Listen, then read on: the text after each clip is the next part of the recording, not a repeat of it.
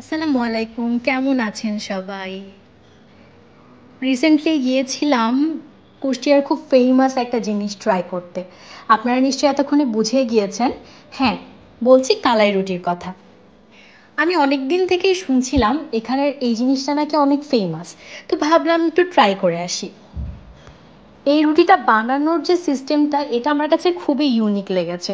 কোনো বেলা ছাড়াই এই রুটিটা বানানো হয় সম্পূর্ণ হাতের জাদুতে আসলে। আমি দাঁড়িয়ে দাঁড়িয়ে দেখছিলাম মামা কি সুন্দর করে এটা ঘুরিয়ে ঘুরিয়ে বানাচ্ছিল। আর আমি দেখলাম এখানে তিনটা তাওয়ার মতো দেওয়া, মাটির খোলা বেসিক্যালি। তিনটাতে আগুনের তাপ তিন রকম। প্রত্যেকটা রুটি এদিক ওদিক করে বিভিন্ন তাওয়াতে ভাজছিলেন উনি।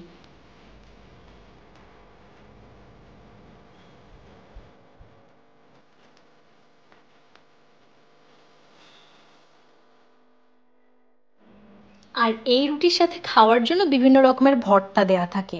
এছাড়াও এখানে হাঁসের মাংস পাওয়া যায়, ঝাল ঝাল হাঁস ভুনা। চাইলে সেটা দিয়েও খাওয়া যায়। এইটা হলো বেগুন ভর্তা। দেন আরও অনেক রকমের ভর্তা ছিল এখানে। ধনেপাতা আর কাঁচামরিচের একটা ভর্তা ছিল, কাসুন্দি ছিল। আমার কাছে সবচেয়ে বেশি বেগুন ভর্তাটাই মজা লেগেছে। বেগুন ভর্তা দিয়ে এই রুটিটা খেতে বেশ ভালো লাগে।